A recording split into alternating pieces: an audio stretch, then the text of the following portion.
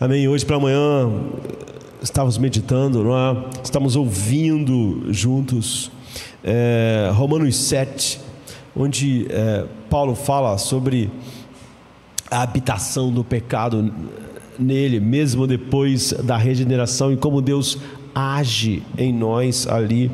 E sabemos que Paulo vai crescendo até chegar no umbrado dos mais famosos e mais profundos sobre nós. Miserável homem que sou. Hoje talvez alguém dissesse: miserável época em que eu nasci, miserável geração que me cerca, miseráveis igrejas, ou miserável igreja da minha época, eu devia ter sido de outra. Enfim, miseráveis genes que eu tenho. E nós não chegamos ao Evangelho quando não podemos dizer: miserável homem que eu sou.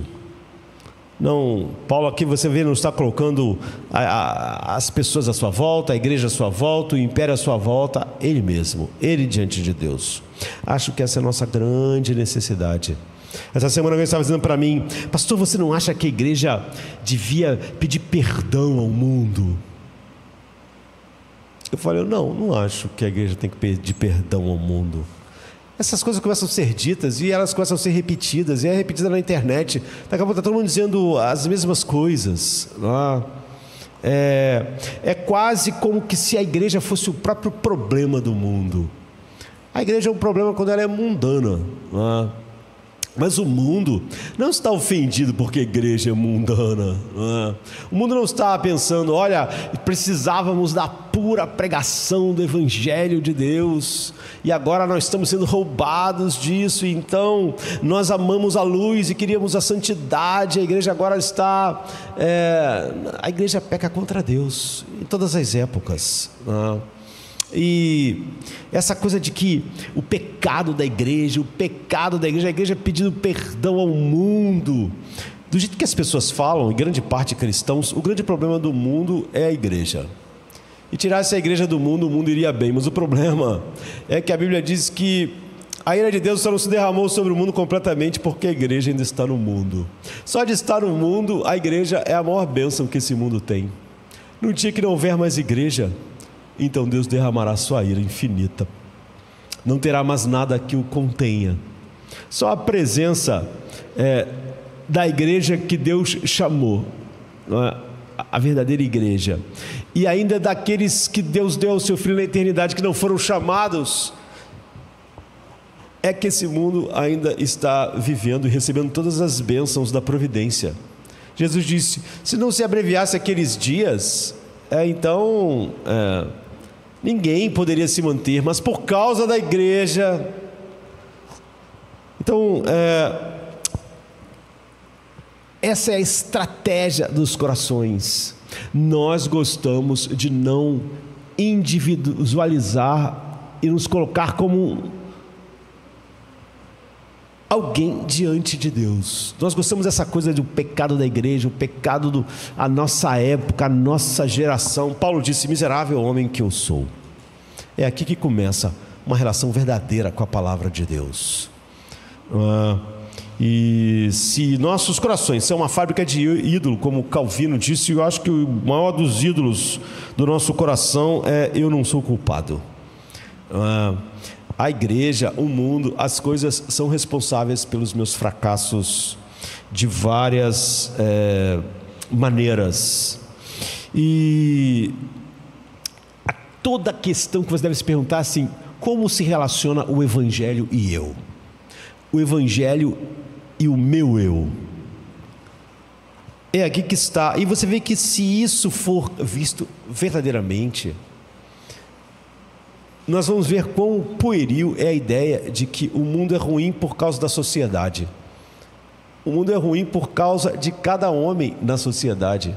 A sociedade não é ruim, e como Rousseau disse, os homens bons, e a sociedade faz mal aos homens. Mas a sociedade é só um retrato de cada pessoa individualmente. Portanto, a sociedade não desculpa nenhum pecado do homem. A igreja de uma geração é tão ruim quanto cada cristão daquela geração. Portanto, a igreja nunca vai poder ser usada como desculpa para a minha vida espiritual. Tudo é uma questão se o meu eu encontrou com a glória de Deus. Todos os argumentos humanistas da igreja hoje, ou das pessoas, quanto mais alguém tem uma vida espiritual decadente, mais ele fala sobre a decadência da igreja. Porque de alguma maneira ele acha que isso justifica a sua vida decadente. Um dia nós vamos comparecer sozinhos diante de Deus. Então o Evangelho há uma evidência se nosso eu se encontrou realmente com a glória de Deus. E se encontrou, nós vamos ver que todas essas coisas não são um problema para nós agora. Ninguém viveu numa época em que a igreja visível era ótima, perfeita e boa, sem pecados. Ninguém viveu. Essa época nunca existiu. Cada homem que viveu para a glória de Deus viveu enfrentando as mesmas coisas que nós enfrentamos. Mesmo com os apóstolos do mundo, a igreja lutava contra erros, heresias, falsos mestres, mas isso não era desculpa para ninguém naquela época. Não é para nós agora, não é? Se a minha vida de oração não é boa, certamente eu devo encontrar uma razão no meu próprio coração e não fora dele. E seria bom que eu começasse com o miserável homem que sou, e já pensando que sou um homem miserável em mim mesmo, buscar as razões. Então, há um texto famoso em Isaías 6, que diz: no ano em que o rei Uzias morreu, vi o Senhor assentado num trono alto e elevado, e a bainha do seu manto enchia o templo. Acima dele estavam serafins, cada um com 6 asas, com 2 asas cobriu o rosto, com 2 cobriu os pés e com 2 voavam. E eles clamavam uns aos outros: Santo, Santo, Santo é o Senhor dos exércitos. Toda a terra está cheia da sua glória. Ao som de suas vozes, os umbrais e as portas tremeram e o templo se encheu de fumaça. Ai de mim, exclamei, estou perdido, disse Isaías, pois sou um homem de lábios impuros e vivo no meio de um povo de lábios impuros. E os meus olhos viram o Rei, o Senhor dos exércitos. Então um dos serafins voou até a mim, com uma brasa viva na mão, que ele havia tirado do altar, não com a mão, mas com a tenazes. Com ela tocou minha boca e disse: veja, isto tocou seus lábios, sua culpa foi removida e seu pecado foi perdoado. Então ouvi a voz do Senhor dizendo: a quem enviarei? E quem irá por nós? E eu disse: eis-me aqui, envia-me. Ele disse: vai e diga a este povo: vocês ouvirão sempre, mas nunca vão entender. Vocês verão sempre, mas nunca vão perceber. Torne o coração deste povo insensível, faça seus ouvidos ficarem surdos e feche seus olhos. Do contrário, eles poderiam ver com os olhos, ouvir com os ouvidos, entender com o coração e se converter e ser curados. Então eu disse: por quanto tempo, Senhor? Ele ia pregar e ninguém nunca ia ouvir. E ele respondeu: até que as cidades estejam completamente destruídas e em ruínas e sem habitantes, até que as casas estejam desertas e todos os campos arruinados e devastados, até que o Senhor tenha enviado todos para longe e a terra esteja completamente abandonada. E embora 1/10 permaneça na terra, ela será novamente devastada. Mas assim como o terebinto e o carvalho deixam um toco quando são cortados, assim a semente santa, segundo a eleição, será um toco na terra. Nós temos que desenvolver uma relação completamente nova com o entendimento das nossas próprias necessidades individuais. Sempre que as pessoas não compreendem suas próprias necessidades espirituais, como Paulo declarou tão claramente: miserável homem que sou, ele está em desconexão com a realidade. Sempre que alguém fala da igreja para justificar a sua vida espiritual, ela está fora de conexão com a realidade do seu coração, a realidade de Deus e a realidade da igreja diante de Deus. A pessoa acha que essa pessoa que falou comigo que a igreja devia pedir perdão ao mundo e perdão a cristãos individuais. O que ela está dizendo é que é por isso que muitas pessoas hoje não fazem parte da igreja. E que muitas pessoas estão lá no seu canto, machucadas, e a sua vida de oração não existe. E elas estão lá se removendo e na autopiedade, sentindo pena de si mesmas. Elas não se acham miseráveis por causa da sua culpa, mas ao contrário. Elas se acham miseráveis por causa da culpa dos outros. Elas acham que o mundo é culpado, que a sociedade é culpada, que a igreja é culpada, que todo mundo é culpado. E ela, coitada, sofreu essas coisas de todas esses entes culpados, e ela então está esmagada. Ela não está esmagada pela sua culpa, ela está esmagada pela culpa de todo mundo, pela culpa dos outros.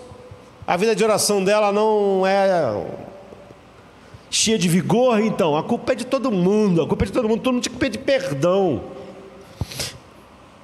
Nos anos 80, a ideia de que isso é assim por causa da igreja, e não o contrário, de que porque a nossa geração é assim, a igreja manifesta a sua cara, não é? A ideia de que o mundo é assim por causa do jeito que a sociedade é, e não o contrário, que a sociedade só é desse jeito por causa das pessoas que a compõem. Nos anos 80, um livro famoso, né? Não um livro evangélico, né? De Robert Bella, chamado Hábitos do Coração. É um livro de mais de 400 páginas. Faz um bom diagnóstico, e você vai ver que esse diagnóstico não tem a ver, ele diz a mesma coisa do que acontece em nossos dias, e que as pessoas tentam distorcer o que está acontecendo para a sua própria desculpa, mas que na verdade é um sintoma do coração da nossa geração.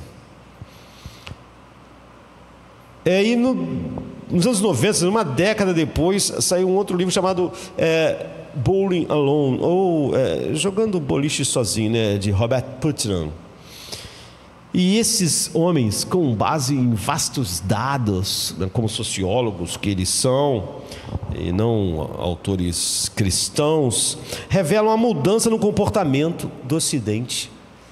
E a pesquisa é mais profunda lá na América do Norte, é a mudança de comportamento.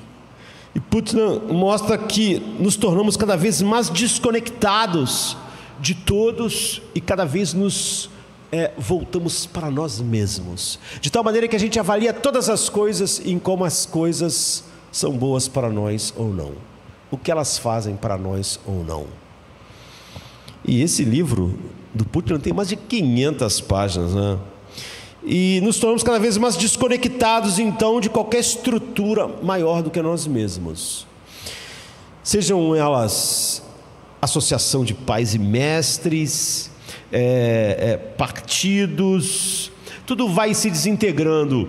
A igreja e até a publicação dessas obras, depois houveram outras, nesse momento uma obra inovadora, ninguém havia diagnosticado como eles, com tanta habilidade, os danos que esses laços rompidos causaram à saúde física, mental e cívica. Eles colocam lá no livro, exaltando seu poder fundamental na criação de homens mais satisfeitos. Como eu disse, eles não são cristãos, são só sociólogos tentando diagnosticar o que está acontecendo. E esses sociólogos, esses dois, revelaram de certa forma que as pessoas da cultura ocidental, da cultura americana, estão se tornando cada vez mais absortas em si mesmas, mas voltadas para si mesmas em tudo que elas fazem nas suas vidas. E eles dizem que então há muito discurso sobre voluntariado, temos que fazer mais pelos pobres, mas nunca gerações fizeram tão pouco. Essa geração, mais do que todas as outras, fala muito sobre isso, mas cada uma gasta o seu dinheiro apenas consigo mesmo, cada vez mais. E todas aquelas pessoas que falam muito sobre a ajuda, não sei como, não ajudam nada, não ajudam a ninguém. Mas isso é uma maneira de você se sentir bem, né? Você fala, a sociedade não está ajudando o mundo, a igreja não está fazendo isso, enquanto eu não faço nada, e eu posso ficar falando isso. E ele diz, olha, muito discurso sobre negócios socialmente conscientes e combate à pobreza, mas em nossa cultura ajudamos muito menos qualquer outra coisa que não seja nós mesmos do que qualquer cultura que veio antes da nossa. Por exemplo, no livro Bowling Alone, de Robert Putnam, ele diz que houve uma queda, isso lá nos anos 90, né, de 25% na votação, em relação aos últimos 30 anos, e maior ainda em relação se você andasse mais para trás, ou seja, cada vez mais as pessoas pensam, não vou fazer nada a respeito disso, nem isso que era o mínimo, a pessoa pensa, isso aí não vai me ajudar em quê? Isso não está me ajudando em nada. Então, houve uma queda de 50% na participação de qualquer organização social, cívica ou fraternal. E havia uma queda lá, naquela época, de apenas 10% em relação à frequência à igreja. Você que de lá para cá, isso aumentou. De certa forma, era o que tinha sentido menos. Mas, ao mesmo tempo, uma queda de 50% em qualquer coisa que não fosse simplesmente ir a um culto, mas se tivesse que participar com recursos, etc., aí isso já caiu mais, caiu 50%. Então a chave é que há uma queda substancial na porcentagem de cidadãos e na proporção de sua renda dedicada a qualquer coisa que não seja ele mesmo. Então os americanos dentro e fora da igreja, de maneira semelhante, mostrando que na verdade o que acontece é só o que está acontecendo em todo lugar, e não algo que você possa dizer, eu fiquei assim por causa da igreja, mas a igreja ficou assim porque a sociedade, incluindo os cristãos, ficaram assim. Os americanos dentro e fora da igreja doavam uma porcentagem significativamente menor do que a geração anterior fazia. E a geração anterior, que doava mais do que a geração atual, doava menos que a geração anterior a ela. E a anterior a ela doava menos que a geração anterior. E a geração anterior, cada vez que você andava para trás, a que está mais à frente doava menos do que a anterior, para qualquer coisa. Na mesma proporção que acontecia no mundo, acontecia na igreja. E o que ele diz, o Robert Putnam, é que o que é estranho é que cada geração para trás era mais pobre que a geração que dava menos. E o que aconteceu foi o seguinte: quanto mais as pessoas tiveram acesso a uma vida melhor, menos elas deram dinheiro de qualquer forma, tanto em qualquer organização social na vida quanto na igreja. Portanto, ele diz que estranhamente havia uma desconexão entre uma vida mais confortável, mais acesso a bens de consumo e mais acesso a uma expectativa de vida, de vida maior, mais acesso à saúde, com que as pessoas, ou seja, o mais não fez as pessoas mais generosas, fez o contrário. Elas ficaram mais absortas em si mesmas. E Robert Putnam diz que o voluntariado cívico e social em quase todas as faixas estava em completo declínio. Como podemos nos tornar menos absortos? Seria a pergunta, né? Em nossas próprias necessidades individuais. Eles colocam essa pergunta lá a verdade, o mundo vai divagar a respeito disso, como aqueles que se dizem cristãos divagam também. A minha vida espiritual é assim porque menos tem sido feito para mim. Tanto a igreja, quanto as pessoas, quanto a sociedade, menos fazem para mim. Então isso resulta numa vida cada vez mais pobre. Porque até na igreja, as perguntas são as mesmas que no mundo. Quando você lê obras assim: quais são as minhas necessidades? Só depois disso é que eu faço as outras perguntas. Essa igreja vai atender minhas necessidades? A sociedade está atendendo minhas necessidades? A escola está atendendo as minhas necessidades? Minha família está atendendo minhas necessidades? Meus amigos estão atendendo minhas necessidades? Como podemos nos tornar menos absortos em nossas próprias necessidades individuais? Eles não têm uma resposta no livro de sociologia deles. A resposta bíblica não é você encontrar alguém que é responsável pelos teus fracassos. A resposta bíblica é o encontro do teu eu com Deus. Responde tudo. E esse famoso trecho de Isaías nos diz muito sobre isso. O que realmente significa encontrar a realidade de Deus? Se fosse perguntado a nós: você encontrou a realidade de Deus? Como nós poderíamos responder? Como nós poderíamos pensar o que significa realmente encontrar a realidade de Deus? De que maneira eu sei que encontrei a realidade de Deus? Como eu disse, é fácil você encontrar algo sem encontrar a sua realidade. Quando começamos o culto, eu mencionei Hebreus 12, 24, que diz: chegamos ao sangue da aspersão. O autor não coloca: chegamos à doutrina do sangue da aspersão. Não. Porque a doutrina seria só a compreensão do sangue da aspersão. Ele está dizendo: chegamos ao próprio sangue. Os efeitos do que Cristo fez chegou a nós. Chegamos a Ele enfrentando o que o sangue da aspersão diz: você é culpado, você não tem mérito, você não tem nenhum direito diante de Deus, você só tem direito à sua justiça e então à sua ira. É por isso que você precisa do sangue da aspersão. Se você não fosse quem você é, você não precisaria do sangue. Você poderia até ter a ideia do sangue da aspersão como uma doutrina na sua mente, mas você precisa mesmo chegar ao sangue. E você só chega ao sangue quando admite que precisa dele. E você só precisa do sangue da aspersão se você é completamente culpado. Se você é, como Paulo diz, miserável homem que eu sou. Senão você não precisa do sangue. E é óbvio, se você não precisa dele, você não chegou a ele.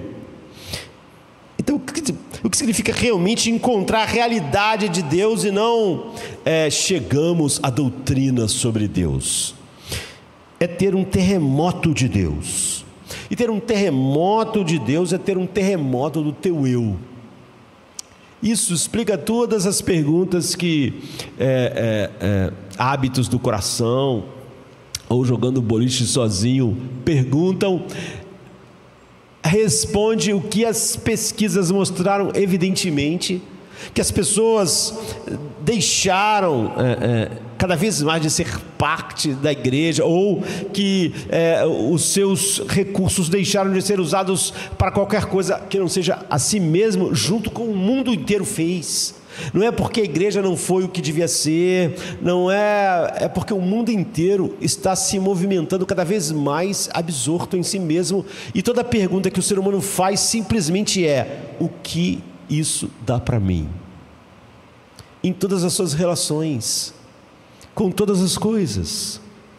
E como ele sempre vai ter uma resposta que as pessoas, as sociedades, né, e finalmente a sociedade inteira, ou a igreja inteira, não dá a ela tudo que ela acha que precisaria, então ela tem uma desculpa para a sua autocomiseração. E ela não se sente realmente miserável, mas sente-se tratada miseravelmente. por todas as coisas. E é ter um terremoto, e eventualmente isso vai te levar, só isso leva a um terremoto do mundo. A ideia de que há uma necessidade de um terremoto na igreja, quando eu não penso que deve haver um terremoto no meu próprio eu, me desconecta da realidade. E é isso que vemos nesse trecho.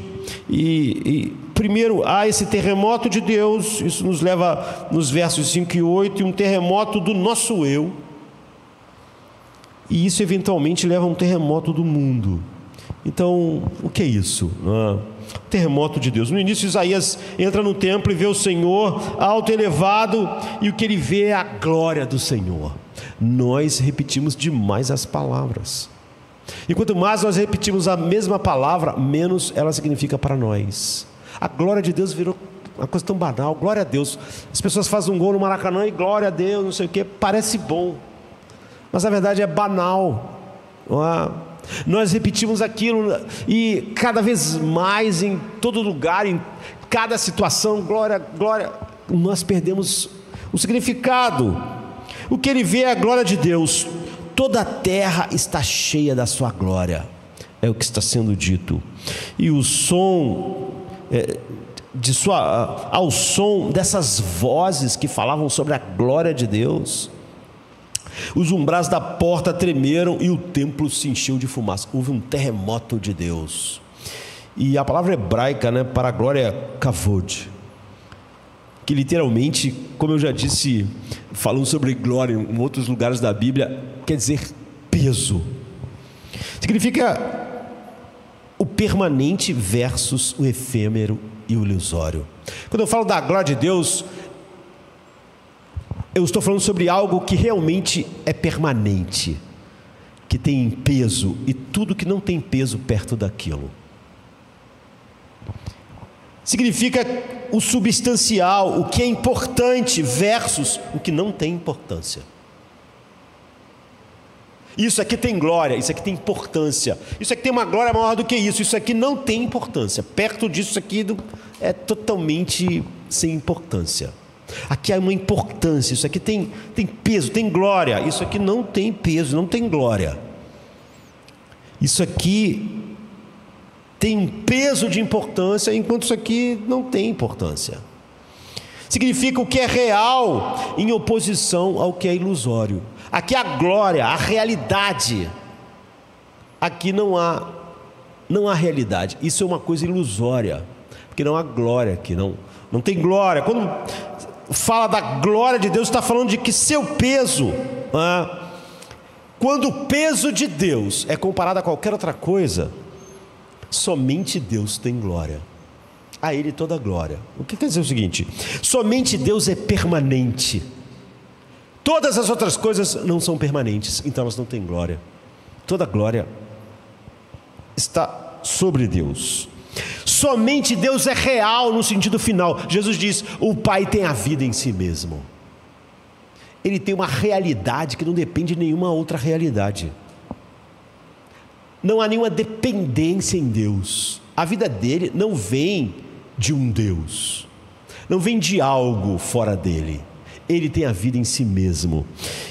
Somente Deus importa em qualquer coisa, em qualquer situação, somente Deus importa.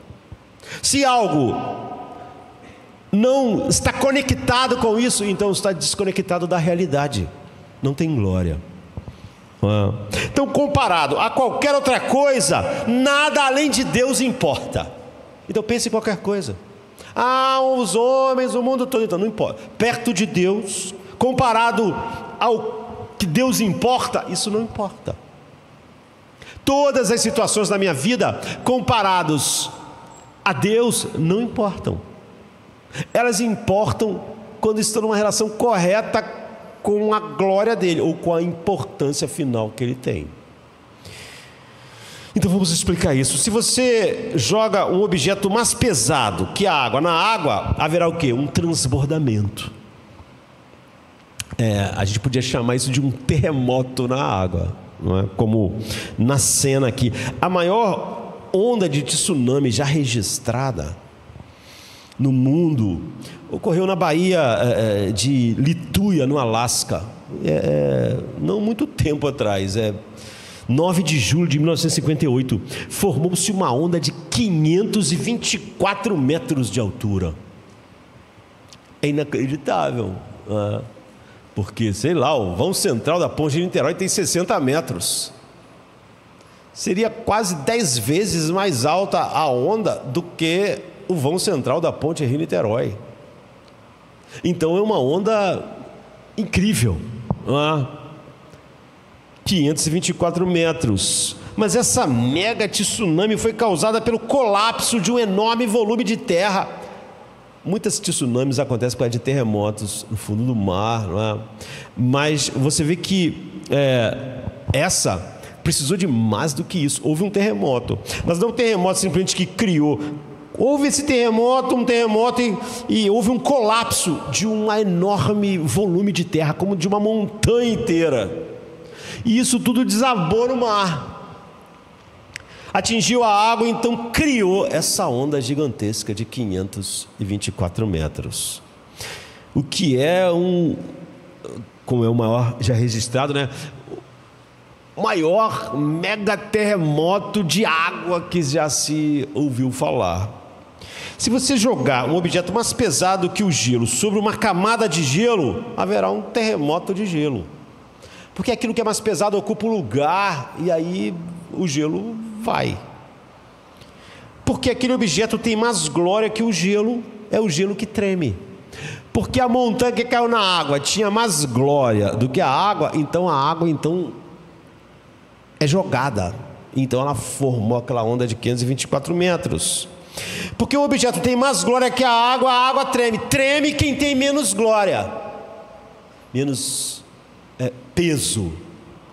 Então, quando a realidade de Deus desce em sua vida, tudo muda ao teu redor. Sempre que estamos falando sobre a igreja, para falar sobre a nossa vida espiritual, sobre o mundo, para justificar o que o homem é, sobre a sociedade, estamos nos desconectando da realidade. Se nossa vida não muda, é porque não há glória de Deus. E nós só somos transformados de um grau de glória para outro. Ou seja, nós temos uma realidade maior da glória de Deus e necessariamente isso muda algo em mim. Como uma montanha cada vez maior caindo no mar, necessariamente cria uma onda ainda maior, uma mudança na superfície da água ou na superfície do gelo. Então, quando a realidade de Deus desce na vida de Isaías, tudo muda. Há um terremoto na vida dele, porque a realidade de Deus, ou seja, a glória, o peso, desceu sobre ele. Ele não disse simplesmente que vivia numa geração em que a igreja era ruim. Vivo no meio de um povo de impuros lábios. Não. Tudo é reestruturado. Todos os móveis são movidos. É como se numa casa tudo mudasse de lugar, todos os móveis fossem movidos. E as coisas que mudam, você vê, é uma visão que Isaías tinha de si mesmo. Uma visão que diz que a minha vida espiritual tem a ver com o estado da igreja, ou o estado da cultura, ou o estado da sociedade. Só é uma declaração bem alta e bem grande de que não há um toque na realidade da glória de Deus na minha vida. A visão de Isaías mudou. É como se todos os móveis, tudo é reestruturado. Sua visão de si mesmo mudou, sua visão da história mudou, tudo mudou. E é disso que sempre precisamos falar. E é disso que esse texto está dizendo. O propósito em todos os lugares na Bíblia, a propósito, onde a presença de Deus desce, há um terremoto por causa da glória de Deus. Deus é mais glorioso do que qualquer coisa, portanto é impossível ter um contato com Deus sem haver esse terremoto. Você vê que os serafins e querubins que nunca pecaram estão o quê? Estão tapando os olhos, estão cheios de temor, estão sofrendo um terremoto da glória de Deus. Mesmo esses seres que nasceram, foram criados santos e permanecem santos, mas como Deus é a coisa mais gloriosa que existe, Ele é mais glorioso do que qualquer coisa. Ele é infinitamente mais glorioso que um serafim, que um querubim. Então, a presença de Deus causa um terremoto por causa da sua glória, mesmo num ser sem pecados. Então, quando ele desceu no Monte Sinai, em Êxodo, a Bíblia diz que toda a montanha tremeu. É isso, é para dar a você e a mim a noção da glória de Deus. Nada fica no seu lugar, mesmo uma montanha treme. Sabe, como quando cai um asteroide cheio de energia e velocidade. Então, tudo na superfície da terra balança, porque aquilo chegou cheio de glória. Então, quando ele desceu no Monte Sinai, às 19, a montanha tremeu. Quando ele desceu na sala superior, no cenáculo, em Atos 2, durante o Pentecostes, a Bíblia diz: a sala tremeu e sacudiu violentamente, porque a glória de Deus é suprema. A ideia de que eu conheço a glória de Deus, mas nada em mim muda por causa de coisas da sociedade, da igreja, daquele irmão, daquela outra pessoa, do papai, da mamãe, é simplesmente eu perdi contato com a realidade. É óbvio que eu não tive contato com a realidade da glória de Deus. Se essas coisas, era como se você dissesse: olha, caiu um asteroide enorme na Terra, mas por causa da força dos prédios não aconteceu nada. Como assim? Os prédios não têm mais glória do que ele. Não podemos, seria sem sentido dizer que algumas coisas aqui sem glória teriam diminuído o impacto do asteroide. Ou caiu lá aquela montanha no mar, no Alasca, mas não houve tsunami porque tinha uns barquinhos no mar que impediram a onda de crescer. Ou seja, Deus veio e eu tive um contato com a sua glória, mas eu não mudei por causa das pequenas pessoas que estavam à minha volta. Elas foram um empecilho. Elas tinham mais glória do que a realidade de Deus que tocou na minha vida. Então elas foram suficientemente grandes para gerar um contra-terremoto que anulou a glória de Deus. Então não muda, é por causa deles. Comparados a Deus, nada tem peso. Comparados a Deus, tudo mais é completamente sem peso, ou seja, sem glória.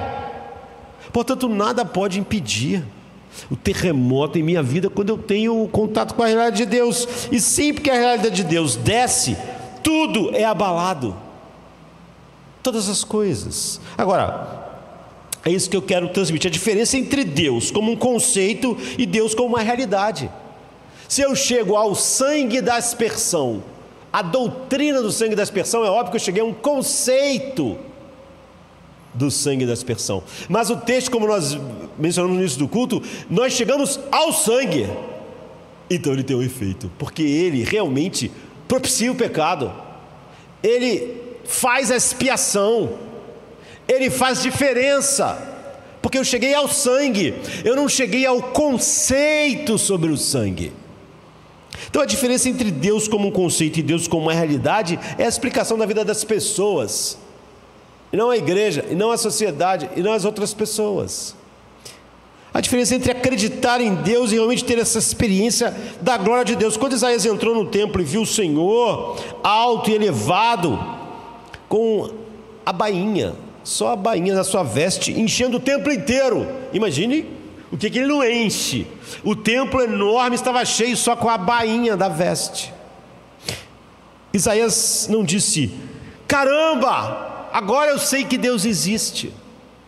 Agora se firmou um conceito de Deus na minha mente. Não, é óbvio que Isaías sempre acreditou que Deus existia.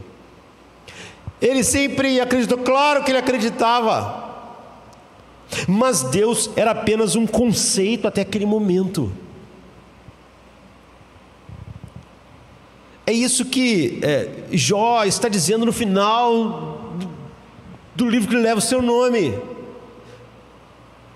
Eu não o conheço, mas de ouvir falar. Eu não cheguei ao conceito do sangue da aspersão, por exemplo, não é? Eu cheguei à própria coisa. Qual a diferença entre um conceito e uma realidade? Vou dizer, é tudo uma questão de glória. Deus como um conceito é mais leve que você. Você vai dizer assim: Deus me ama. Mas se isso é um conceito, isso não muda nada em você. Deus perdoa meus pecados. Ok. Como isso você sabe se isso é só um conceito? Então, isso não muda nada em você. A Bíblia diz que quem muito é perdoado, muito ama. Você vê, a realidade, a glória do perdão produz um terremoto de amor no coração. Agora, se você diz: Deus me perdoou, mas eu não tenho alegria, eu não tenho isso, não tenho aquilo, eu sou meramente igual a todo mundo. Então, você tem um conceito de que Deus perdoa o pecado. Você não tem glória. Não há glória porque não há realidade. A realidade sempre tem glória. Não tem como cair uma geladeira na tua cabeça e você não sentir, porque ela tem glória. A geladeira tem um peso. Se ela caiu de cima do prédio, de cima de você, ela te mata. Não, eu nem percebi que a geladeira caiu. Ou seja, é óbvio que eu posso ter um conceito do que é uma geladeira cair na minha cabeça e não sentir nada, e não mudar nada no meu físico, em que eu sou. Porque um conceito de uma geladeira caindo do prédio em cima da minha cabeça é muito diferente da geladeira cair na minha cabeça. Porque quando a geladeira cai, ela tem uma glória que me esmaga. Mas quando eu tenho só um conceito, é óbvio que ela não tem nenhum poder sobre o meu corpo. É tudo uma questão de glória. Deus como um conceito, não importa quão profundo e correto seja o conceito, Ele é mais leve do que você, então Ele não te muda. Seria como uma poeira caindo lá na Baía do Alasca. Ela não ia fazer nada, por quê? Ela tem menos glória do que a Baía. Mas como caiu uma montanha, a montanha tinha mais glória, então criou uma onda de 524 metros. Deus como conceito é mais leve do que você. Deus como um conceito é mais leve do que teu casamento. Deus como um conceito é mais leve que teu salário, teu trabalho, tua carreira. Deus como um conceito é mais leve do que tuas amizades. Deus como um conceito é mais leve do que ser aceito pelas pessoas lá na faculdade. Deus como um conceito é mais leve do que tudo, do que tuas ideias, do que teus sonhos. Ele é mais leve do que aquela coisa que você acha que vai te fazer feliz. Ele é mais leve. Deus como conceito é mais leve, mas essencialmente mais leve que você. Ele é mais leve que teu ego. Ele é mais leve do que tua autoestima. Quando você traz Deus como um conceito para a sua vida, você molda Deus. Você é que é a montanha caindo sobre Deus. Quem tem que mudar? Deus. Quem sofre o abalo, o terremoto? Deus. O conceito de Deus, ele tem que se ajustar. Por quê? Porque você tem mais realidade, você tem mais glória. Ele tem que se encaixar aos seus padrões existentes. Ah, Deus entrou na minha vida, então, mas Ele teve que se encaixar, porque eu tenho mais glória, eu tenho mais realidade. Meu casamento tem mais realidade, tem mais peso. Meus sonhos têm mais peso, o meu jeito tem mais peso, minha biologia tem mais peso, meu temperamento tem mais peso. Então quem vai ser movido e mudado? É óbvio, o conceito de Deus, para se encaixar. Quem teve que abrir espaço para aquela montanha na Bahia, no Alasca? A Bahia. Por quê? Porque a montanha que caiu tinha mais peso. Portanto, a Bahia tinha que se ajeitar, tinha que abrir espaço para aquilo que era tinha mais realidade. Se você acredita em Deus, isso não te mudou, então você só tem um conceito de Deus. É assim que você sabe. Quando você tem um contato com a realidade de Deus, você muda de glória em glória. Por quê? Você vê? Porque o peso da glória dele vai mudando as coisas de lugar. Ele não se encaixa na sua vida muda, porque ela que está se encaixando, ela que está sendo transformada de um grau de glória para outro. Ele não está mudando em nada, porque ele não pode mudar, ele é uma realidade, não é um conceito. É por isso que eu já disse que quantas pessoas dizem assim para mim: ah, pastor, eu sei que Jesus me ama, mas não, eu já sei, não sabe, é um conceito. Porque a pessoa vai dizer: mas e esse problema aqui, está fazendo isso? Então, esse problema tem muito mais glória, é muito mais real para você isso do que o amor de Deus. É por isso que você está dizendo que sabe que Ele te ama, mas já vai dizer que aquilo não foi suficiente. Lógico que não foi. Se você não sabe que Jesus te ama, você não conhece o amor de Deus, que excede todo entendimento. Não conhece. Você tem um conceito. Só que essa dor, essa perda ou esse sonho são mais reais. Então eles moldam Deus e fica um Deus fraco, moldado no meio dessas coisas, por causa da glória que essas coisas têm. Então, um conceito de Deus não pode realmente mudar suas crenças. Quase sempre quando a pessoa vem conversar comigo fazendo uma pergunta, se aquela pessoa, né, tem apenas um conceito de Deus, é óbvio que não vai mudar o que ela já crê, porque o que ela crê, para ela tem mais peso, é real, é uma realidade, e Deus é um conceito, e o conceito não muda suas crenças mudam Deus. Eu não posso acreditar num Deus, então, tá vendo? A tua crença é real, ela tem um peso, ela é uma montanha caindo no mar que você está chamando de Deus, e Deus vai ter que abrir espaço para suas ideias, para como você pensa. Então, Deus apenas se encaixa nas suas crenças existentes. E então é óbvio que suas crenças não mudam. Simplesmente você vai a alguém até encontrar um falso Deus que se encaixe no que você acredita. Porque o que você acredita tem peso, tem glória, tem realidade. Mas se Deus mesmo tem um contato com as suas crenças, você muda de glória em glória. Suas crenças mudam. Suas crenças mudam para fazer, refletindo a realidade de Deus. E não Deus, que tem menos realidade, muda para se encaixar nas suas crenças. Então acreditamos em Deus porque acho que Deus, sendo o Criador, Ele deve ser dessa forma e deve agir assim. Ou acreditamos em Deus porque no futuro esperamos não ir para o inferno, quero ir para o céu.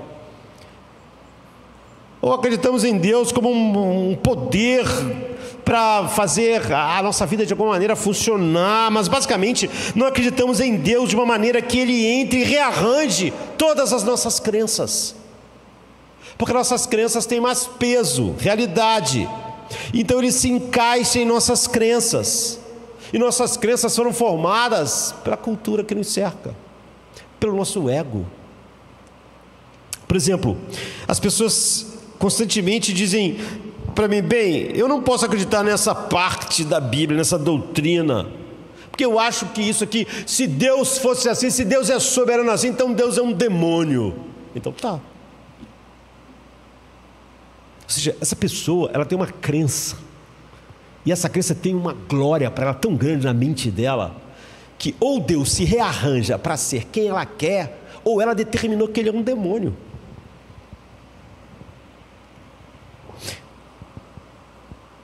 Não posso acreditar na soberania de Deus. Deus para mim seria assim, assado, se fizesse isso. Em outras palavras, as nossas crenças vêm do nosso momento cultural ou da nossa natureza pecaminosa, porque elas estão tendo um peso que elas realmente não são mudadas por Deus, porque elas mudam Deus, porque Deus para nós é um conceito. Agora, nosso momento cultural parece tão real para nós, nossas convicções, o que eu sinto, e Deus parece tão irreal que Ele tem que mudar para se encaixar com o que eu sinto. Mas eu sinto, pastor, eu sinto isso. Então o que você sente para você é real, Deus é menos real. Então Deus vai ser mudado para se encaixar com o que você sente. Se você tivesse um contato realmente com Deus, o que você sente ia mudar,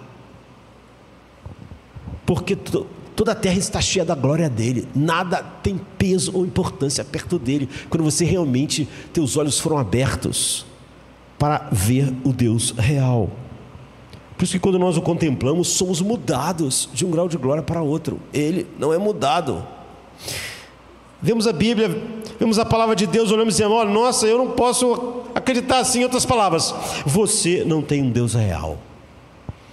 Você tem um Deus como um conceito. Você não tem um Deus que possa realmente mudar alguma crença mais profunda na sua vida. Portanto, você nunca foi realmente mudado por Deus. Você é meramente um homem natural. Contradizer você, Deus não pode, porque você é mais real do que Deus. Então ele tem que se encaixar, porque quando você tem um contato com Deus real, como só ele importa, só ele tem glória, então tudo muda para se encaixar ao que ele é. Você molda o conceito de Deus, e o conceito de Deus não molda você. Porque um conceito de Deus não tem capacidade de moldar você, porque para quem só tem um conceito de Deus, Deus é muito pouco real perto da minha vida, perto do meu eu, perto do meu ego. Você tem mais glória do que Deus. Então como é que você podia ser mudado de um grau de glória para outro? Você tem mais realidade do que Deus, então como ele podia mudar a sua realidade? O conceito de Deus é mais leve. O conceito de Deus não apenas se encaixa nos padrões existentes de nossas crenças. Então, os padrões existentes das nossas agendas, não é só nossas crenças em que isso acontece. Se você tem uma agenda que é mais pesada, tem mais glória do que Deus, Deus vai ter que se ajeitar com a sua agenda. Se seus sonhos são mais reais para você do que Cristo, então Cristo vai ter que se ajustar com os seus sonhos.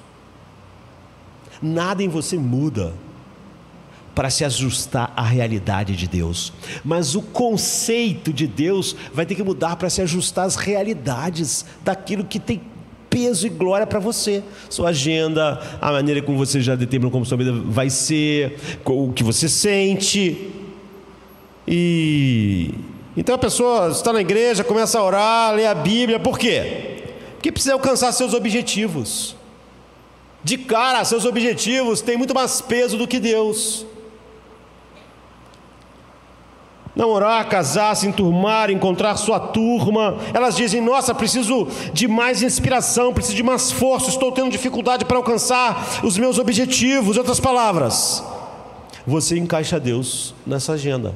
A sua agenda é muito real para você. Tem pessoas que tinham que admitir que vêm na igreja para achar amigos. Portanto, ela vai medir todas as coisas, se ela consegue amigos ou não. Você encaixa Deus nas suas crenças existentes. Deus como um conceito é mais leve que você. Então você sempre é mais importante. Eu não consigo, porque o meu jeito, então você é mais real para você do que Deus é real. Então Deus vai ter que se encaixar. É óbvio que só se encaixa o conceito de Deus. Deus não se encaixa.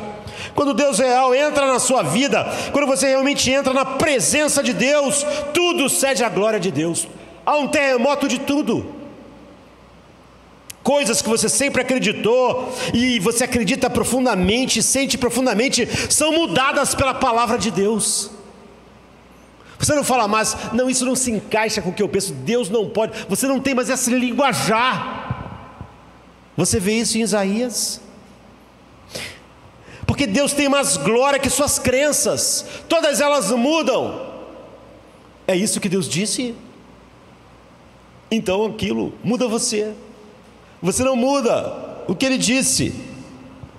É porque Ele tem mais peso que suas crenças, seus pensamentos, que seus pensamentos mudam, que sua mente muda. Nós levamos todo o pensamento cativo à obediência de Cristo. Como? Se meus pensamentos tivessem mais peso do que Ele.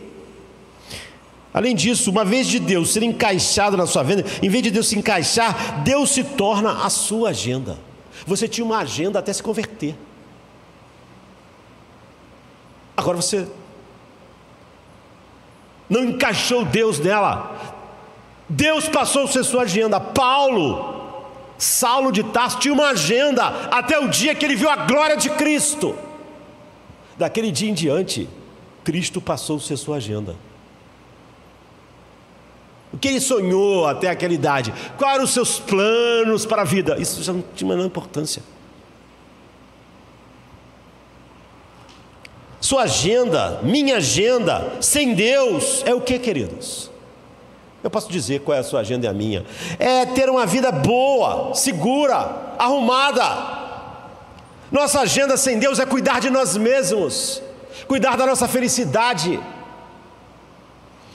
ser cuidadoso, proteger as nossas apostas, proteger aquilo que a gente acha que vai nos fazer feliz, e investir,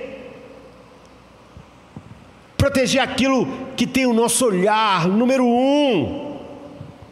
Mas Deus vem e diz: coragem, Paulo, eu vou te mostrar o quanto você há de sofrer por causa do meu nome. Isso não era minha agenda, Deus. Paulo não tem mais uma agenda. Jesus, por quê? Porque Jesus é mais real que os sonhos que ele tinha antes. Então os sonhos dele mudaram. Deus diz autossacrifício. Deus diz: sacrifique suas necessidades individuais, porque eu sou mais real que as suas necessidades individuais. Quando a realidade de Deus entra na sua vida, todas as coisas começam a mudar, de um grau de glória para outro. Agora,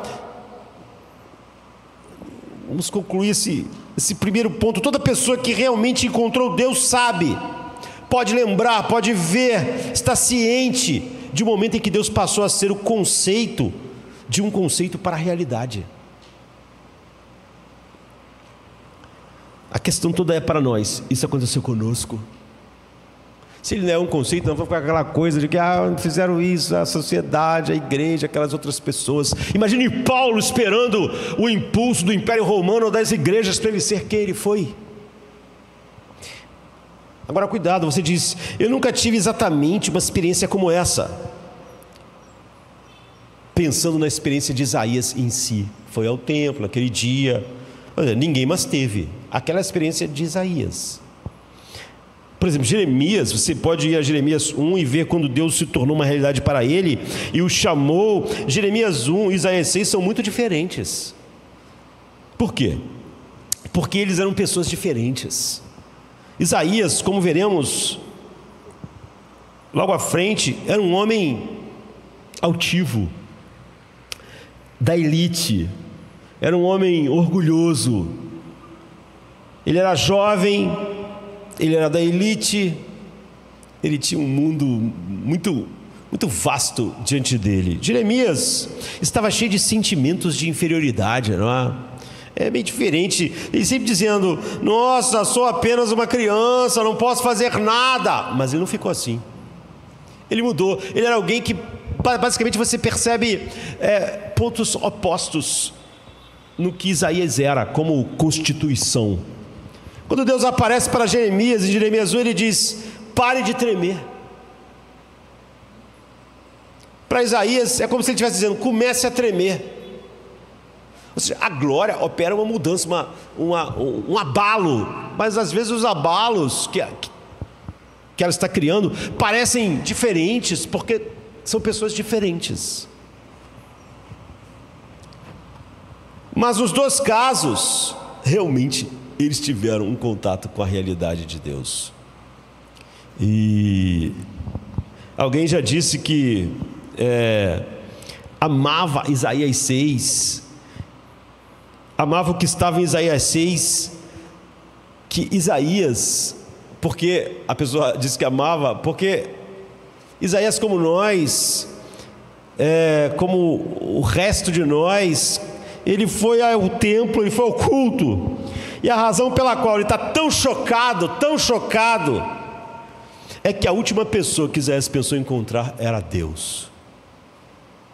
Então ele ficou completamente abalado porque ele encontrou Deus. Quem poderia imaginar que eu realmente encontraria Deus num culto? Não é? É o que essa pessoa está querendo dizer. Você espera encontrar o que no culto? Amigos, as pessoas. Você espera que elas te tratem de uma maneira maravilhosa, e talvez você seja chateado se você não encontrou os amigos, ou não te ajudaram a fazer grandes amizades, ou não te trataram como você imaginava, porque é o que você esperava do culto. Você não esperava encontrar Deus, não esperava que houvesse uma mudança na sua vida para do culto. Deus era um conceito até aquele momento, e quando ele apareceu como uma realidade, tudo começou a se rearranjar na vida de Isaías. Isso aconteceu conosco. Deus está contradizendo você. Quando Deus contradiz tudo que você pensa, isso mostra finalmente a realidade de Deus é maior do que meus pensamentos agora. Meus pensamentos estão mudando, estão sofrendo um terremoto. Meus pensamentos mudaram de um grau de glória para outro grau de glória, na semelhança de Cristo. Porque agora Deus é mais real para mim do que os meus pensamentos, tem mais glória. Eu posso ficar a vida inteira, enquanto meus pensamentos tiverem mais glória do que Deus, então meus pensamentos moldam Deus, a minha realidade, e não o oposto. Então eu vou falando que a minha vida espiritual é assim, por causa disso, por causa daquilo outro. Então eu não mudo. Deus está te contradizendo, está te mudando. Só quando temos um contato com Deus real, isso acontece. Somos mudados de um grau de glória para outro. Em vez de falarmos que não mudamos por causa de outra coisa, outra pessoa, outra circunstância. Ele demoliu completamente, reestruturou sua agenda e a maneira como você olha para a vida. O que você acha que vai ser uma vida de sucesso daqui para frente? Mudou? Se você está fora de contato com a realidade de Deus, você não está fora de contato com a realidade de Deus, você está fora de contato com a realidade. Porque Deus é a realidade. Não existe uma realidade fora de Deus. Portanto, ele está fora de contato com a realidade de Deus. Parece que... Não, você está fora de contato com a única realidade que existe. Então aqui está Deus, que foi um abalador.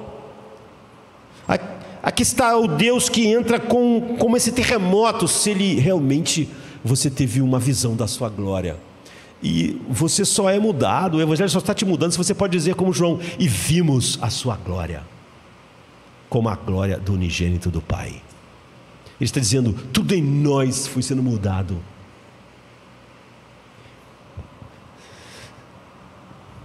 Se com cada pessoa diferente, Isaías, Jeremias, isso acontece com todos, independente de como as pessoas sejam. A segunda questão é, como você sabe que realmente teve Deus passando de um conceito para uma realidade? Há um terremoto no seu eu, no seu próprio eu.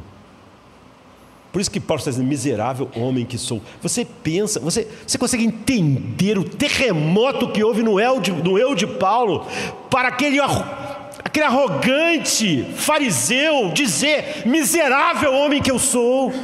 Você entende o tipo de terremoto que aconteceu na vida, no eu dele, no ego dele? Como houve um abalo inacreditável na vida de Paulo, como realmente Paulo, ele está contando que ele realmente teve um contato com a realidade da glória de Cristo. Você pode imaginar um abalo no eu, no ego de alguém mais poderoso do que você vê no grande fariseu dos fariseus, Paulo dizendo, miserável homem que eu sou. Há um terremoto do eu. Você sabe que Deus entrou como uma realidade e não mais apenas um conceito, porque há um terremoto no eu. Você tem certeza que aquela montanha caiu na Bahia, mesmo que você não estivesse vendo, na hora que caiu, pela onda de 500 e poucos metros que ela formou. Qual é o terremoto do eu?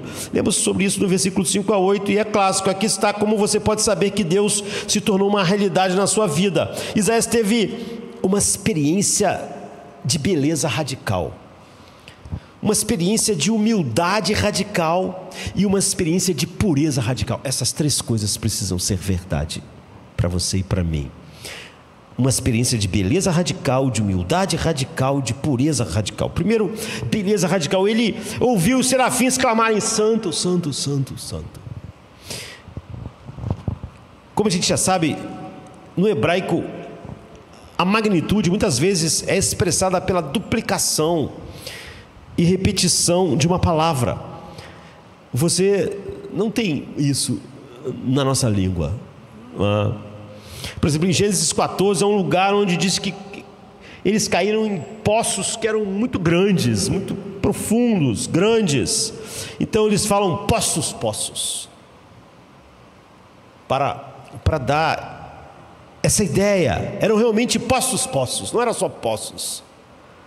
Em 2 Reis 25:15, fala de algo que foi feito do ouro mais puro. Isso é o que a gente traduz, a gente bota assim na nossa língua: o ouro mais puro, o ouro fino. Mas era ouro. O ouro mais ouro. O ouro dos ouros. Sabe quando a gente está falando de futebol, alguém fala assim: isso aí foi muito pênalti. A nossa ideia é de que pênalti é pênalti, não tem como ser muito pouco. Mas é que aquilo ali a gente acha que é tão evidente, é tão grande, é tão claro. Isso aí foi muito pênalti. Alguém podia chato dizer: mas pênalti é pênalti. Mas ele quer dizer que é o ouro, mas é o ouro mais ouro que existe. É ouro. E não o ouro mais fino, como a gente falaria, não apenas ouro. Então, a magnitude é expressa pela duplicação, mas em nenhum lugar da Bíblia, sobre nenhuma outra coisa, há essa coisa triplicada. Deus é amor. Deus é santo e santo. E quão importante isso é. Deus não é apenas santo, há uma categoria além das categorias aqui. Ele é santo. Agora, o que é santidade? O grupo de palavras kadosh significa, por um lado, superlativo, infinitamente único. É isso. Dizer que a sabedoria de Deus é a sabedoria santa é dizer que ela é infinitamente melhor que a sua. Se você diz que a sabedoria de Deus é santa, então não traga os seus pensamentos para colocar diante dela. Na minha opinião, então, isso aí você está dizendo que a sabedoria dele não é santa. Quando você diz que a sabedoria de Deus é santa, é dizer que ela é infinitamente melhor do que a sabedoria de qualquer coisa que existe. Mas a alma é assim porque há 60 anos atrás o filósofo tal falou: a sabedoria de Deus é santa ou não é? É santa. Ela é infinitamente maior do que essa sabedoria que você está dizendo. Se você traz a sabedoria de outro ser e coloca diante de Deus, você está dizendo: eu não acho que a sabedoria é santa e nem que ela tenha glória. Dizer que o amor de Deus é um amor santo é dizer que ele é infinitamente e perfeitamente além do que qualquer outra definição de amor ou do amor de qualquer outro ser. A palavra santidade também significa brilho, beleza. E é isso que você vê com esses serafins. Veja o que eles estão fazendo. Os serafins não estão apenas dizendo santo. Eles estão constantemente, ao som de suas vozes, eles estavam clamando. É um presente ali usado progressivo. Eles estão constantemente cantando louvores uns para os outros. Em outras palavras, eles estão tão fascinados com a santidade de Deus que eles não conseguem parar. Eles amam a santidade de Deus. Eles não se cansam da santidade de Deus. Eles estão constantemente adorando a santidade de Deus. Eles não conseguem parar de falar ou cantar a santidade de Deus. A Bíblia às vezes fala sobre isso quando diz que eles estão adorando Deus na beleza da sua santidade. O que isso significa? Aqui está uma ilustração que pode nos dar uma pequena ideia. Imagine que você tem dinheiro de família, e você é de uma família que tem dinheiro, e alguém então casa com você, e então depois que casa, em algum momento o seu cônjuge percebe que não pode realmente colocar as mãos por si só nesse dinheiro. Agora mesmo eu soube que estava lendo outro dia na internet que uma pessoa casou com um jogador de futebol e agora se separou dele porque descobriu que todos os bens dele estão no nome da mãe dele. O que isso tem a ver? Por que não vai continuar casado se os bens não estão no nome dele? Como você se sente? Violado, usado, não é? Apenas um meio para um fim. A pessoa queria botar a mão no dinheiro e eu era o meio. Você sente que não foi amado. Você percebe que quase todas as pessoas se relacionam assim com Deus. Como você acha que ele se sente? Você pode dizer: o que você quer dizer? Eu quero dizer que quase todo mundo está interessado no dinheiro de Deus. Eu já falei com zilhões de pessoas. Isso é um exagero, né? Antes que alguém diga que eu estava mentindo no púlpito. Eu já falei com zilhões de pessoas ao longo dos anos que disseram: eu costumava a ter uma relação tão acesa com Deus, eu costumava estar nos cultos, eu servia a Deus, eu estava com uma vida de oração, mas agora eu estou num buraco. E por quê? Eu acho Deus deixou meu casamento ir para o buraco e deixou isso acontecer, e aquela outra acontecer, e aquela outra coisa aconteceu, e eu não entendo porque Deus deixou essas coisas acontecerem na minha vida. Eu pedi isso a Ele me decepcionou. Em outras palavras, essa pessoa está dizendo para mim o seguinte: Deus tem uma conta bancária com tanta bênção, é uma quantidade de bênção infinita que Ele tem lá, Ele não podia me dar algumas? Eu sei que elas estão lá, mas Ele nunca me deixou colocar a mão nelas. Eu estava realmente atrás daquelas bênçãos, mas Deus, mesmo sendo tão rico dessas bênçãos, resolveu não me dar. As bênçãos de Deus eram o que eu queria, e quando eu senti que Ele não ia me dar essa ou aquela outra, eu só posso dizer para você o seguinte: você casou com Deus por causa do dinheiro dele. E quando você sentiu que não podia botar a mão no dinheiro dele, naquela parte do dinheiro dele, então você não tem mais vontade de orar, você não tem mais vontade de servi-lo, de ficar com ele, sabe? Ele, no fundo, você não dizia, mas ele era um objeto. Os serafins estão adorando e servindo a Deus, não com base numa análise de custo-benefício. O que ganharemos com isso? A gente viu que lá os sociólogos estavam dizendo que, na verdade, as pessoas cada vez mais contribuem menos com a igreja, mas cada vez contribuem menos mais com qualquer sociedade, com qualquer coisa que não seja elas mesmas.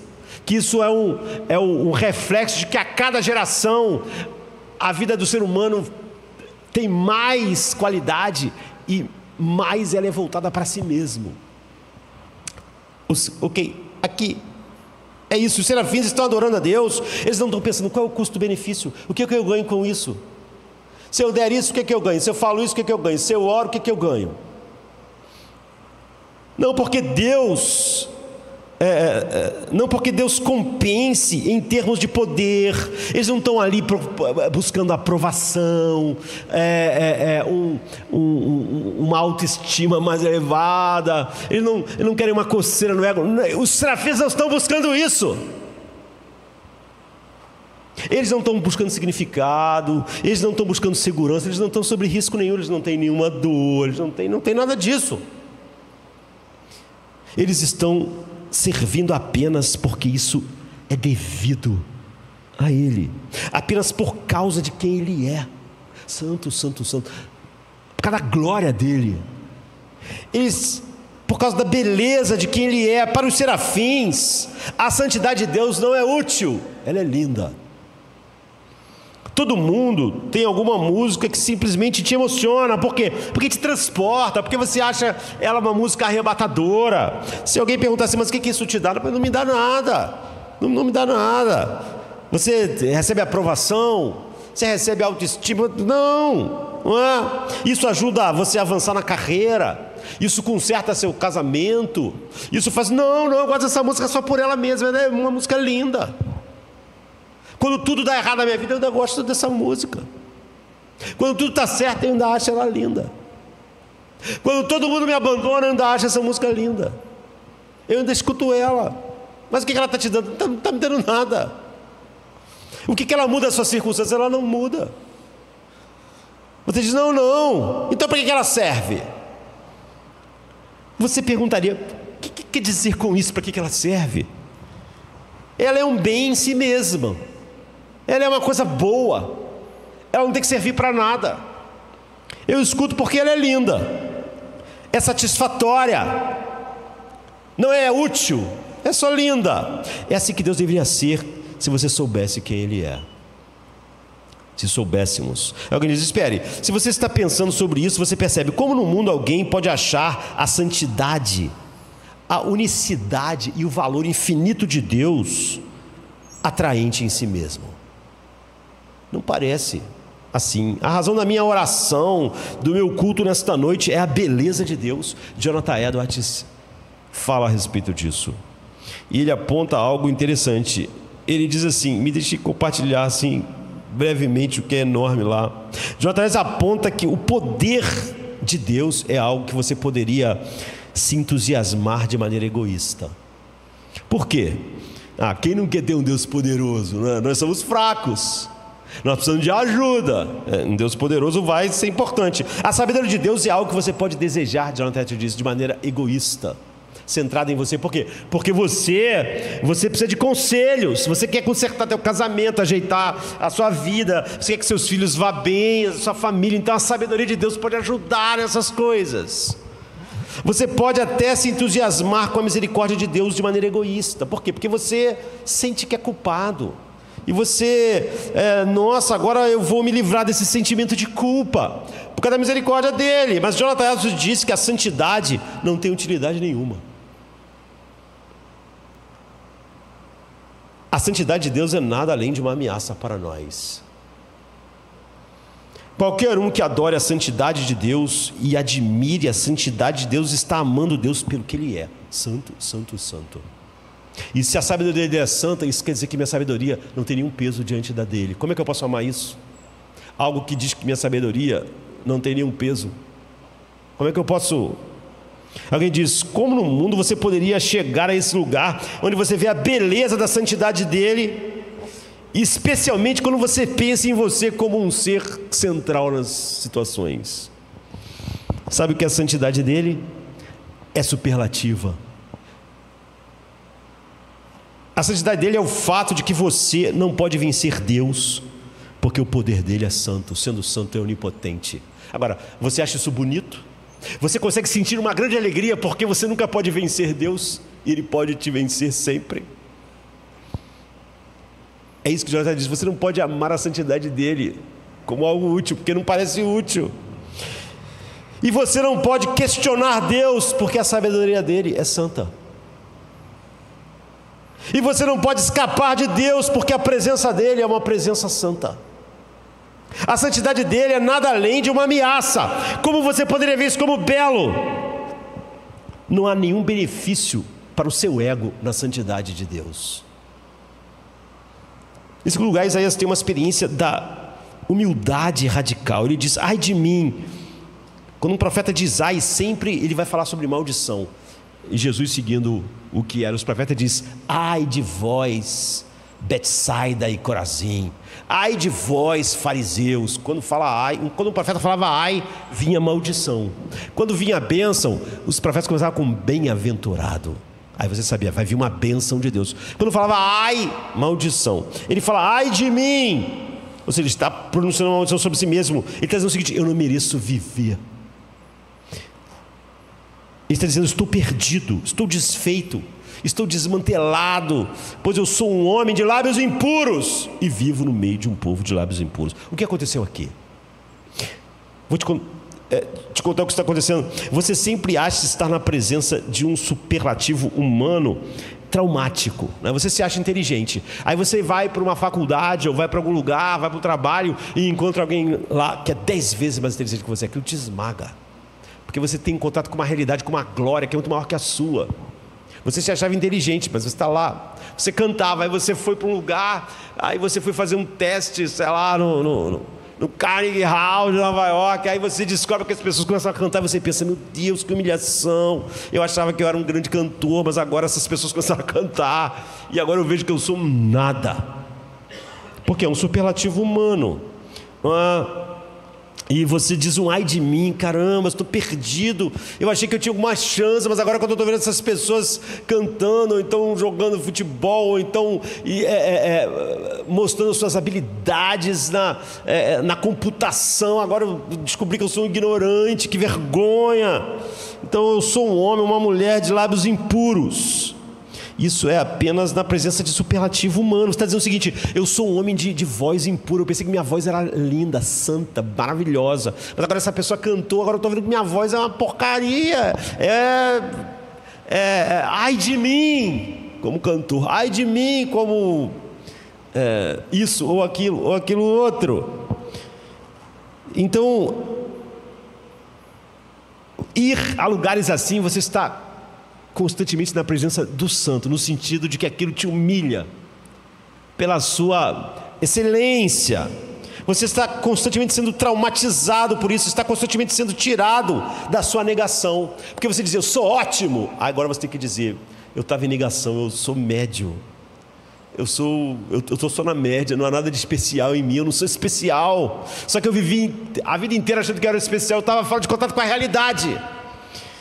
Aqui está o que sabemos. A tradição judaica diz que Isaías era da família real, diz que seu pai era irmão do rei. O que sabemos sobre Isaías pelo seu livro é que ele era um homem de gênio artístico. Praticamente ninguém na Bíblia escreve como Isaías. Se você escrever um livro, não é? E há 13.000 anos depois as pessoas se encantam com a maneira com que você escreve, olha, você realmente escreve bem. E numa cultura oral como era dele, ele era um homem de lábios, ele tinha uma língua de ouro. Ele era capaz de se comunicar com poucos, escrevendo, falando. E uma cultura oral, pense nisso. No ano em que morreu o rei Uzias estava à reclusão há anos, porque ele estava com lepra, porque ele quis oferecer o culto que Deus disse que não podia. E a cultura estava desmoronando, a sociedade estava desmoronando, as coisas estavam em mau estado, e ele é sobrinho do rei. Ele é alguém importante, ele é da família real. E é óbvio que, como todo jovem, eu posso fazer diferença, né? Ainda não na posição que eu estou. Eu sei o que há de errado com esse país, eu sei o que há de errado com o poder, eu sei. E sempre há coisas erradas, não é? E você sempre acha que as coisas erradas são por causa daquelas pessoas lá, daquelas pessoas lá e daquelas pessoas lá. E que se você estivesse no lugar delas, então as coisas ficariam muito melhores. E os jovens pensam, nossa, são aqueles velhos conservadores que não entendem as coisas. A gerência diz que a culpa é do sindicato, o sindicato diz que é da gerência, e todo mundo pensa, eles são impuros, eles são os que são um problema, os pastores são os problemas de hoje em dia. Eu estou assim por causa da igreja, a igreja é o problema, e nós sempre achamos que outros são um problema. Todo mundo tem lábio impuro, menos eu. E ele entra, Isaías, finalmente na presença de Deus, e ele percebe que ele é o problema. Todo o meu povo são impuros de lábios, e eu também sou. Você vê, ele não se vê mais diferente do povo, das pessoas, da igreja da sua época, não diante de Deus. Ele chega à conclusão, todo mundo está fora do padrão, mas isso eu já achava, mas agora eu sou um homem de lábios impuros. Até mesmo meus lábios, que era o maior dom de Isaías, a fala, e por isso a escrita, o meu melhor é impuro. Aquilo que eu achava que eu podia usar para mudar as coisas, então é impuro, é indigno, não é diferente do povo. Eu achava que era diferente. A igreja dos nossos dias é ruim. Eu não sou ruim igual a igreja dos nossos dias. Então, quando você tem um contato com a realidade de Deus, a primeira coisa é dizer, olha, eu habito no meio de uma igreja indigna, e eu sou indigno. Até mesmo a minha melhor coisa, que são meus lábios, são impuros. A minha fala está cheia de falha, de erro, há egoísmo, há distorção. É por isso que Daniel orou como ele orou, queridos. Orei ao Senhor meu Deus e confessei e disse, Senhor, Deus grande e tremendo, que guarda as alianças e a misericórdia para com... Pecamos contra ti. Depois de ele estar já um velho, ele pode dizer, eu não tenho nada a ver com isso. Mas ele também teve um contato com a realidade. Esse é o contato com a realidade, não é? Há uma experiência de humildade radical. Jó dizendo no fim, eu antes te conhecia de ouvir falar. Ele não diz assim, os meus amigos insensatos te conheciam de ouvir falar, por isso que eles falam tanta bobagem. Mas ele disse, eu te conhecia de ouvir falar. Ele teve um contato com a realidade de Deus quando Deus começou a falar com ele. E ele disse, eles são insensatos, mas eu também Falei do que não entendia, Jó diz. Eu vou botar a mão na minha boca. Antes ele estava achando. Os amigos dele estavam falando tudo errado, e estavam mesmo. Mas ele não. Mas agora ele teve um contato com a glória de Deus. Então ele diz: eu também falei do que não sabia. Eu sou ignorante igual a eles. Pedro diz: afasta-te de mim, Senhor, eu sou um homem pecador. Isaías: ai de mim. Alguém pode dizer assim: esse Deus que diante dele nós nos desfazemos, esse Deus que eu não acredito num Deus assim, eu acredito em Deus que é só amor. Mas vamos entrar na fantasia louca dessa pessoa, vamos pensar que Deus fosse só amor. Você se sentiu o quê? Ia haver esse grito de ai de você, porque se você estivesse na presença de um Deus que é só amor, você ia sentir: eu sou tão cruel. Aquilo que eu chamava de amor, quando eu vejo agora o amor dele, eu nunca amei na minha vida. Agora que eu vejo a glória do amor de Deus, em vez de eu ficar falando que as pessoas não têm amor, sabe, Isaías disse assim: eu vivo no meio de um povo e eu tenho lábios impuros. Quando você tem um contato com a glória do amor de Deus, você não diz assim: as pessoas são sem amor. Quando você tem um contato com a glória do amor de Deus, você diz assim: eu nunca amei, sou cruel, sou tão pouco amoroso, eu pensei que eu amava as pessoas, mas eu nunca amei ninguém, eu sou impuro de amores. Pense nisso. Se na presença de um superlativo humano sua autoimagem se desmorona, imagine como você poderia colocar o seu amorzinho diante do amor infinito de Deus. O que você sentiria? O que eu chamava de amor é um trapo sujo. Eu habito no meio de um povo que não sabe o que é amor, e nem eu sei. Humilhação radical. Sabe, se você diz: isso é muito negativo, vamos lá. Eu acabei de dizer que se há um Deus real, é assim. Como poderia ser diferente? Se eu sinto a glória do amor de Deus, o que eu pensaria do meu amor? Não teria nenhum peso. Não poderia ser diferente se você diz: bem, eu simplesmente não acredito que as pessoas devam se sentir assim. Então você nunca esteve perto de Deus na sua vida.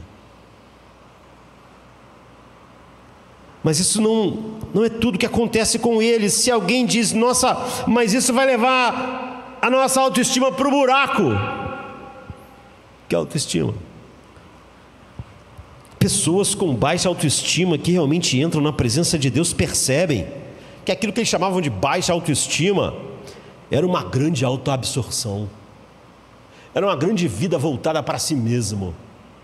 E a única maneira de sair da sua baixa autoestima, do que você chama de baixa autoestima, é se algo tirar você de você mesma e você começar a pensar em algo infinitamente maior do que você. Aqui está como Isaías, que foi esmagado por alguns segundos na autoestima dele. Experimenta o que nós devemos experimentar. A próxima coisa, assim que ele confessa seu pecado, assim que ele realmente tem um contato com a sua realidade. A Bíblia diz: ai de mim, estou perdido, sou um homem de lábios impuros e vivo no meio de um povo de lábios impuros, pois meus olhos viram o Rei. Eu vivo no meio de um povo de lábios impuros e eu sou igual a eles. Você vê, isso é ter contato com a glória de Deus. Se Isaías ficasse o resto da vida achando que ele vivia no meio de um povo de lábios impuros, a igreja da minha época é um povo de lábios impuros, ele não teria tido contato com a realidade. Ele agora chegou assim: eu vivo no meio de um povo de lábios impuros e eu sou exatamente como eles, meus lábios também são impuros, porque agora eu vi o Rei. Sem isso, é óbvio que o homem estava mais próximo de fazer a oração do fariseu. Então, no momento em que ele confessa seu pecado, Deus começa a explodir tudo em sua vida. O anjo voa em sua direção e você imagina como Isaías se sentiu, porque ele está dizendo: ai de mim, eu vou morrer. Aí um dos serafins lá vai para a direção a ele. O que você imaginaria? Que maravilha! Você está se desfazendo, você está sendo esmagado pela realidade de Deus. E o anjo lá está vindo na sua direção, mas pior, Ele está vindo com uma brasa do fogo. Só que a brasa é tão brasa que o anjo não pegou na mão, ele pegou com uma tenaz e está vindo na tua direção. Só que na Bíblia hebraica, no Velho Testamento, o fogo de Deus sempre representou julgamento e ira, nunca representa purificação ou limpeza. Há muitos lugares, em Números 11, quando o impuro entrava na presença do santo, saiu o quê? Fogo e consumia a pessoa. Então, quando Isaías, que acabou de perceber que apesar de toda a sua autoestima que ele tinha antes, na presença do Deus superlativo, ele vê que ele é o problema e não o povo, que é legal o povo, que o povo tinha um lábio impuro, mas ele também tinha seu orgulho, ele vê de perto a realidade, sua crueldade, ele vê seu pecado. No momento em que ele confessa isso, aqui vem o fogo de Deus. Eu sei que ele pensou que estava acabado. Ai de mim, e agora? Como é que eu vou ficar diante do fogo de Deus? Ele esperava estar prestes a ser apagado. Veja, esse é o fogo de Deus. Nenhum anjo coloca a mão nele. E ele tem que usar uma tenaz. Quando o fogo chega à sua boca, pense nisso. Ele vai para seus lábios, o ponto onde ele disse que ele era impuro. O seu melhor. Quanto deve doer tocar no lábio com aquilo que nem o anjo colocou a mão? Em vez disso, a palavra foi uma palavra de perdão. Sua culpa foi removida, seu pecado foi perdoado. O próximo versículo é: então ouvi a voz do Senhor dizendo: a quem enviarei? E quem irá por nós? Meu tempo já acabou, né? Sabe o que Deus está dizendo? Depois que Isaías percebeu que não merecia viver e que era mais perverso, e falho do que jamais ousou acreditar, e que era melhor do que o povo, ele agora é mais afirmado por Deus. Deus o purifica e vai enviá-lo, mas essa mudança muda tudo. Ele não vai nunca mais dizer: olha só, eu não posso fazer as coisas porque eu não tenho recebido motivação. Ele não precisa de nada vindo de lugar nenhum mais. Deus diz: quem irá por nós? Ele diz: envia-me a mim. Ele não está amargo. Deus diz: não vai haver sucesso. Você acha que ministério é ter sucesso? Não, você fica desanimado, receber o apoio das pessoas, ou você fica desanimado? Então, você não sabe o que é a glória de Deus, a realidade de Deus, o que ela faz. A sua autoimagem é construída mais dessas coisas.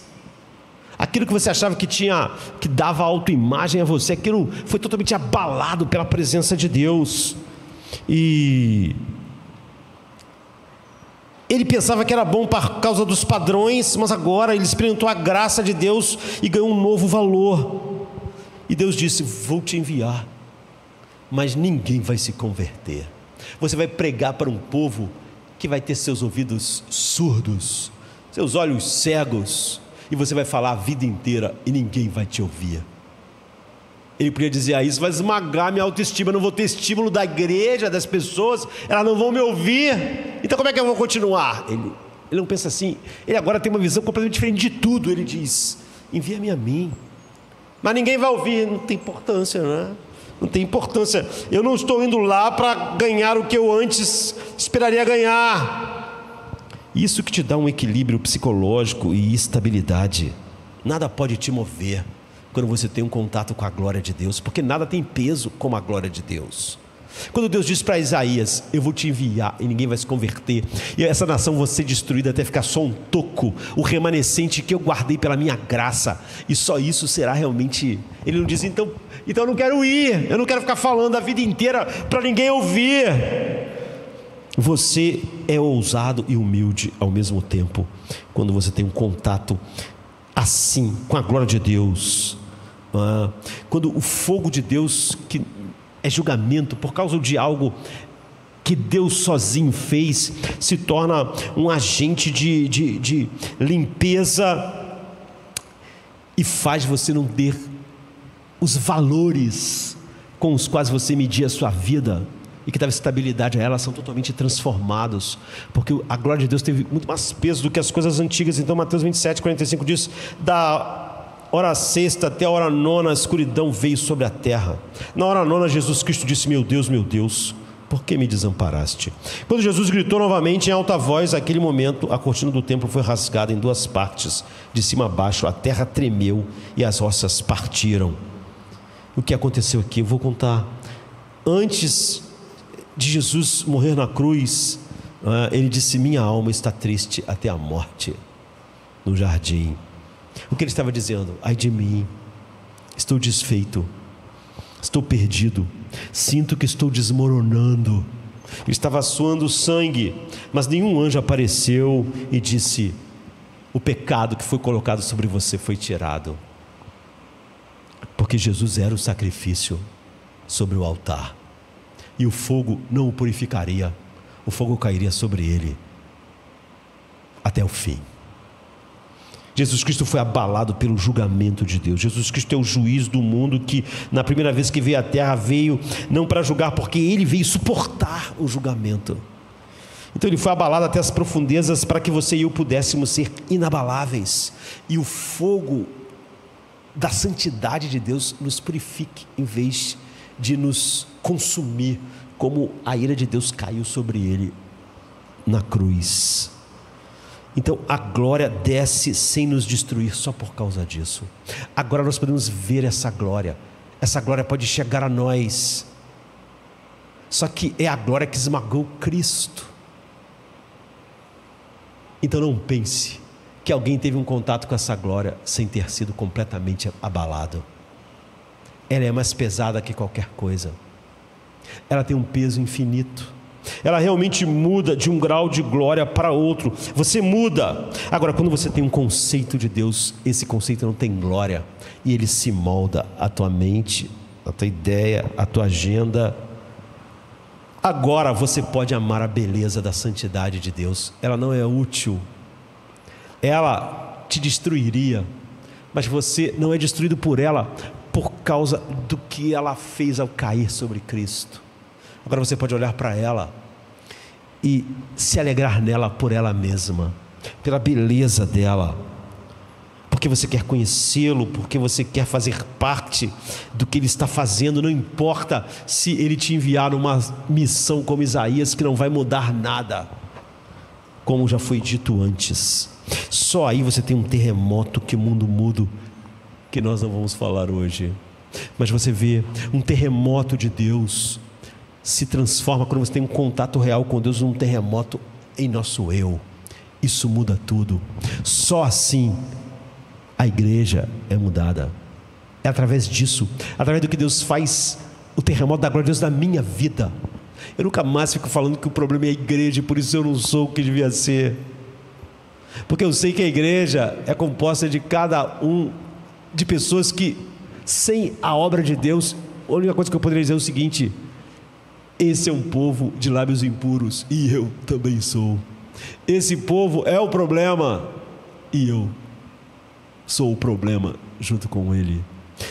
A única coisa que cura isso é um contato com a realidade de Deus. A glória de Deus nos muda de um grau de glória para outro, e se não muda, eu só tive um contato com um conceito de Deus, e é por isso que eu culpo a sociedade, o mundo, minha família, minha biologia, porque eu não estou em contato com a realidade. Vamos ficar de pé. Antes do tempo respirar o seu primeiro som, antes da luz pintar o céu com esplendor,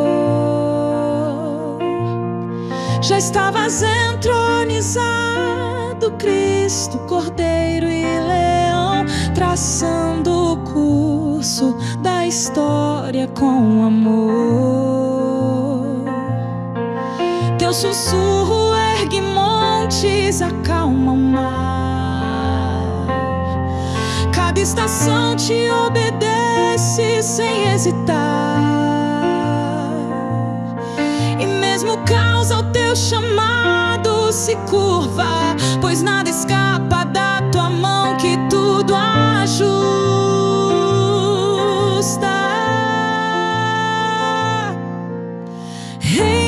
Jesus, no silêncio e na tempestade, teu trono é firme, teu governo é bondade.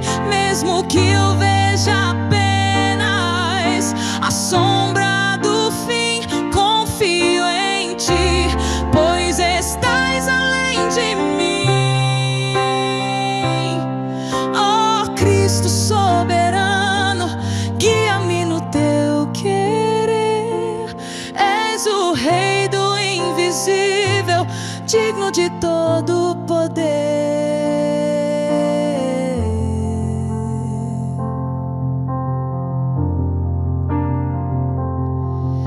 Os fios da minha dor, bordados por tua mão, se entrelaçam com promessas de redenção.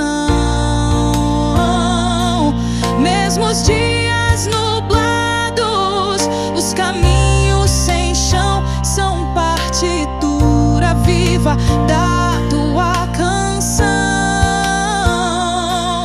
Não há perda que o teu amor não redima, nem noite que tua luz não ilumina. Tu escreves beleza com tinta da cruz, transforma cinzas em ramos de luz. Reina Jesus, no silêncio e na tempestade, teu trono é firme, teu governo é bondade. Mesmo que eu veja apenas a sombra do fim, confio em ti, pois estás além de mim.